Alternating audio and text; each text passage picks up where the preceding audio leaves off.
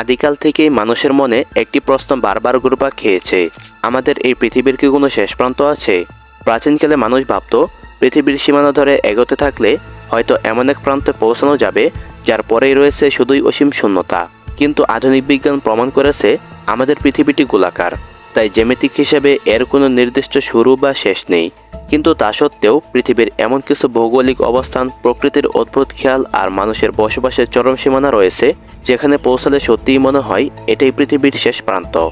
আজকের ভিডিওতে আমরা উন্মোচন করব পৃথিবীর এমন 5টি চরম প্রান্তের রহস্য যা আপনাকে বিজ্ঞান ও প্রকৃতির এক রোমাঞ্চকর মেলবন্ধনের মুখোমুখি দাঁড় করাবে। তাই ভিডিওটি শেষ পর্যন্ত দেখতে থাকুন।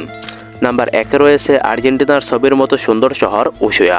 দক্ষিণ আমেরিকার একেবারে শেষ প্রান্তের এই শহরটিকে আন্তর্জাতিকভাবে বলা হয় এন্ড অফ দ্য ওয়ার্ল্ড, কারণ এরপর মানুষের তৈরি আর কোনো স্থায়ী শহর বা রাস্তা নেই।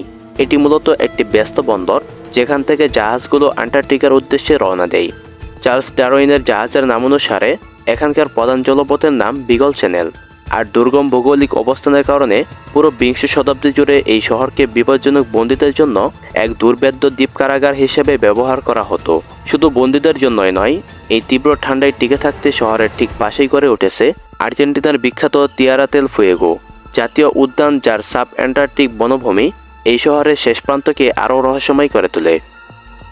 2 নম্বরে আমরা চলে যাব আজকালার উডকেয়াকভিক শহরে, যা আমেরিকার সবথেকে উত্তরের স্থায়ী জনবসতি। এখানকার ভৌগোলিক অবস্থান এতটাই অদ্ভুত যে শীতকালে সূর্যে ডুবে যাওয়ার পর টানা প্রায় 65 দিন আর উপরে ওঠে না। পুরো শহর ডুবে থাকে মায়াবী অন্ধকারে। এই চরম ঠান্ডায় টিকে থাকতে স্থানীয় ইউরোপিয়ান সম্প্রদায় বরফ জমা মাটির নিচে প্রাকৃতিক ডিপ ফ্রিজ বানিয়ে ডিমের মাংস সংরক্ষণ করে। আবার গ্রীষ্মকালে ঘটে ঠিক উল্টো। পৃথিবীর অক্ষের বিচ্যুতির কারণে টানা 82 দিন এখানে সূর্য অস্ত যায় না। মাঝরাতেও দুপুরের মতো রোদ থাকে। এই খামখেয়ালি আবহাওয়ার কারণেই পুরো শহরটিকে যাতায়াতের কোনো পাকা সড়ক পথ নেই। বহির্বিশ্বের সাথে সংযোগ বজায় রাখতে তারা সম্পূর্ণভাবে বিমান ও নৌপথের উপর নির্ভর করে। 3 নম্বর স্থানটি হলো নরওয়ের বিখ্যাত নর্থ কেপ। ইউরোপের মূল ভূখণ্ডের একেবারে উত্তরে সমুদ্রপৃষ্ঠ থেকে 1000 ফিট উঁচুতে অবস্থিত এটি একটি বিশাল খাড়া পাথুরে পাহাড়। 1553 সালে ইংরেজ নাবিক রিচার্ড চ্যান্সেলর প্রথম ইউরোপীয় হিসেবে এখানে পা রাখেন এবং সমুদ্রের উপর দাঁড়িয়ে থাকা পাহাড়টির নাম দেন নর্থ কেপ। প্রাচীনকালে মানুষ বিশ্বাস করত এই খাড়া পাহাড়ের পরেই পৃথিবীর শেষ সীমানা, আর সমুদ্রের উপরে আর কোনো দুনিয়া নেই।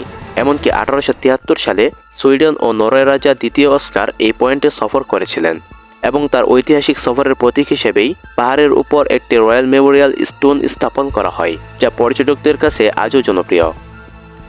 4 নম্বরে রয়েছে নরওয়ের স্কলবার্ড দ্বীপপুঞ্জের শহর লংইয়ারবিয়েন। উত্তর মেরুর সবথেকে কাছে অবস্থিত এটি পৃথিবীর শেষ স্থায়ী মানব বসতি। তবে এখানকার জীবন সাধারণ নয়।